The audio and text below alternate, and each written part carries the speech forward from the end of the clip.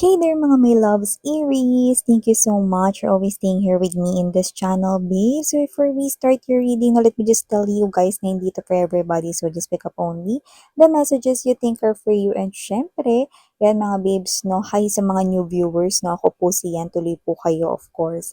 At sa mga returning kong tambayers, thank you sa inyong walang hanggang support. And yes, kung hindi nyo pa knows, meron pa po tayong other channel. Link is down below sa ating description box. Kaya kung interesado kayo na tumambay dyan and you haven't tried na makatambay dyan din, pwede kayong tumambay. I-click lang ang link na yan para ma-redirect kayo sa other channel. Yan no, mga babes. So doon ay meron tayong ina-upload na collective readings, no?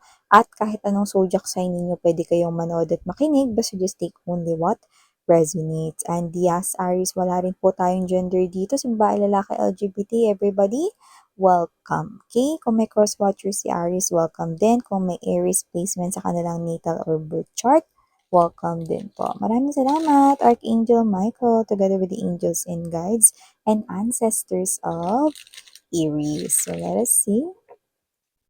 What do we have here for me, Aries people?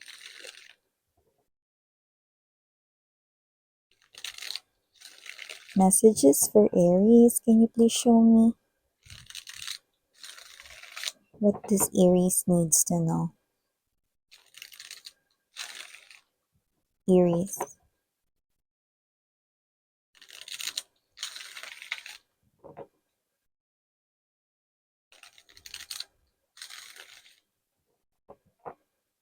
Okay, so Aries, let's go ahead and check these messages here for ya, guys. So Aries, we do have here for you the Six of Swords. We also have here for you guys the Six of Coins. Could be seeing a lot of number 6 or angel number 666. Lover's card energy. You feel like something here is not working, yeah. So, akala mo lang yon. We also have here this King of Cups energy, King of Swords, in the presence of this Queen of Cups. Ooh, intriguing. Bottom of the deck right here, Aries, we have here Temperance, Five of Pentacles energy, Ten of Swords.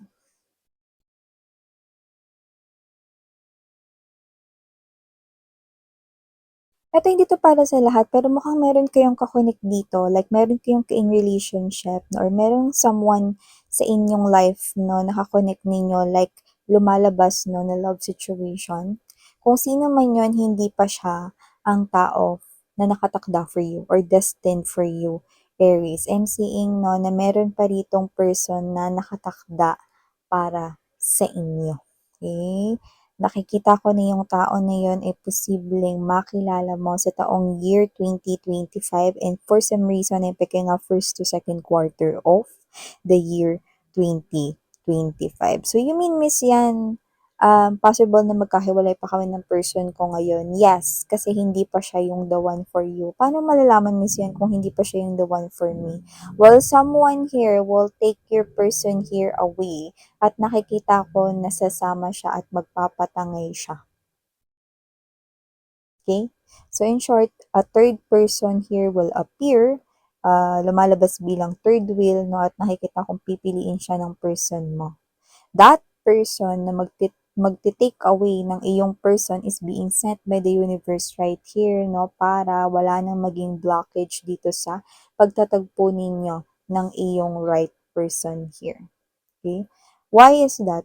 Because tapos na ang inyong karmic connection, no? The depth, no, ay nakikita nating mababayaran na. Kaya nakikita ko na makikita mo rito ang dahilan kung bakit hindi mo makakatuluyan yung person na kasama mo ngayon kung kasama mo pa yan dahil sa iba ka talaga nakatakda. King of Cups to the Queen of Cups energy, ito talaga yung divine counterpart mo, the one destined for you. For some reason, this person here is physically far sa location right now from you guys. So this could be from other country or from dulo-dulo kayo. Okay, let's say you are from north and this person here is from south. Okay? So yung iba na possible na hindi from other country pero magkalayo kayo ngayon sa lokasyon. You know, like hindi lang yan tinatricycle, hindi lang yan ginijip. Possible na provincial bus ang pwede mong sakyan dyan or airplane. Yan. So, yun nga mga babes, no? So, maliban dyan, nakita rin ako ng energy rito, no? Na isa sa mga makikita mo, no, na isa ka dito sa mga kuha ng mensaheng ito is that hindi na maganda ang inyong pagsasama ng iyong partner. Hindi na kagaya ng dati na nakikinig pa siya sa'yo. Mas marami na yung pag-aaway ninyo ngayon compared sa inyong connection before. You know, matigas na yung ulo niya rito. No? And at the same time, parang feeling mo, nawawala na siya ng time for you or nawawala na ng gana for you, no? Which is, yun nga is, kakarmic mo lang kasi siya. Meron lang siyang role dito, kaya ako binanggit yung karmic debt. Kasi, bayad na yun, mababayaran na yun. Okay? So, that is a contract being agreed by two souls, ikaw at ang soul nitong person na to, no? From one of your past lives before, yes, you've already encountered this person here, you've agreed doon sa isang contract, no? And ngayon, tapos na yun. So, after the lessons, no, ay matutunan dito, then separation will comes next. But don't worry, even though it will hurt you will be in pain, you will cry, yes, but you will be redirected to a new path to meet the person na talagang destined for you. Yan. Okay? So, maliban dyan mga babes, nakita rin po tayo dito ng energy ng possible na meron kayong bigyan or kayo 'to nabibigyan. Kung ano man yung ibibigay ninyo, kung kayo yung magbibigay, no, I think it will come from your own money. So, pwedeng bumili ka ng gift or present, may magbe-birthday ba dito or whatever. Yung iba baka special person ninyo, na baka anniversary is coming, no, anniversary ninyo ng partner mo. Yung iba naman baka birthday dito ng someone na loved one mo, mga ganyan.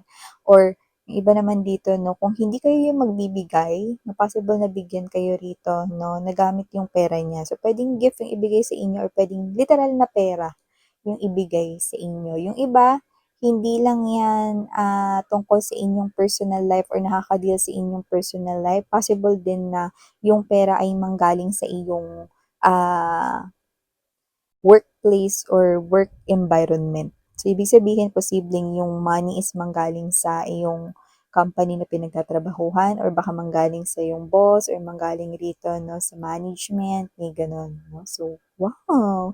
Kaya maliban ba ba yan, Miss Yan, dun sa normal na Christmas bonus at 13th month pay? Yes, this is another thing. Kasi that's the normal eh. The Christmas bonus and the 13th month pay, diba?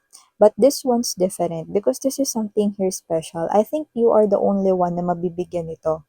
Okay? At ito ay hindi lang as in binigay ng walang dahilan. No? Pwedeng meron kang ginawa, kaya mo ito ma-earn. Okay? So, yan. Parang ito yung balik sa inyo mga babes, no? Getching mo yan kasi deserve mo naman yan. Pinaghirapan mo yan at pinag-effortan, no? Hindi mo lang in-expect. Maganda nga yun eh, kasi hindi mo in-expect para surprise, di ba? So, maliban dyan mga babes, so nakakita rin po tayo dito ng energy kung saan possible na meron dito na kung single kayo, possible mga babes na magkaroon kayo rito ng options in love. So, lumalabas na new love itong options na ito. You know?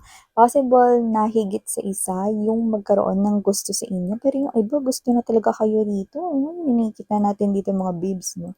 At yung iba naman, possible na hindi ito sa pagpipilian, not dalawang tao, pero yung iba yes, no? Possible na yung iba lang dito is, kaya may lumalabas na options, it is because ano ba yung pipiliin mo?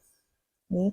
Yung relationship ninyo or yung trabaho, if ever man katrabaho mo siya, baka bawal dyan yung magka-in relationship or whatever, no? May ganun. Parang, eto bang person na to or itong gusto ng nanay mo for you? May ganun tayo nakukuha, no? Or parang yung iba, hindi naman sa pagpipilian ng dalawang tao, pwedeng yung iba, magkaibang sitwasyon yung pinagpipilian. Yan. Pero syempre alam niyo mga babes, no, yung mga loved ones natin, friends, families, no, and mga ka-close natin, no, okay lang na magbigay sila ng mga advices, opinion, no, pero at the end of the day, yung gusto mo pa din that yung masunod, okay? Kasi bakit?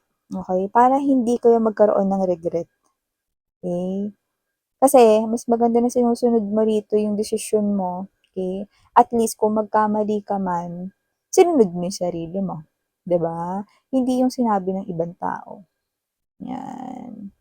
Okey? So, nandiyan lang yung mga nakapaligid sa'tin 'no, puwede nating i-consider yung mga sasabihin nila, pero at the end of the day gusto ko ikaw pa rin yung magdedesisyon for yourself, okey? Lalo na, okey, love life ito, isa sa pinakaimportanteng area ng buhay mo, 'yan 'no. So, nakita rin ako dito ng posibleng travel na mangyari sa'yo pero malayo pa.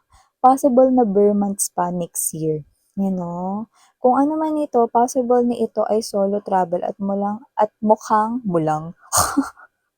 mukhang nabubulol at mukhang meron ka ritong makikilala 'no, na posibleng makatulong sa'yo na makapag-ipon ng malaki or makatulong sa'yo financially. So, kung ano man 'yun, hindi ko napi-pick up na 'yun ay love related, pero possible 'no, na meron ditong energy na maaaring mas mahalin mo pa ang money. 'Yan mga babes 'no, sino ba ditong hindi mahal ang pera, 'di ba? 'Di ba sinasabi mo mukha kayong pera kundi lahat naman tayo mahal natin ng money kaya nga tayo nagwo-work, work, work, work, 'di ba? Kasi money is helping us 'no, na ma-provide yung ating mga needs. Food on the table 'no, bayad sa kuryente 'no, para tuloy-tuloy yung ikot ng electric fan at ng aircon para hindi tayo mainitan, 'di ba? At yung tubig, 'di ba, para makaligo tayo everyday, panghugas ng ating mga dishes 'no, 'yan. So, we need to love money talaga, no? And I think everybody loves money. Yeah, I do love money, okay? Because without money, hindi tayo makakabili ng mga ating needs and wants. Okay? So, nakikita ko dito na i-grab mo yan at i-getching mo yung opportunity na yan. Pero yun nga lang, parang nakakita tayo dito ng distansya. Okay? Pero hindi mo alintana yung pagod, no? So, kung ano man yan, tuloy-tuloy mo pa rin yan na pagbibigyan ng time and effort. So, nakikita ko na makaka-impok ka talaga ng bongga. Okay?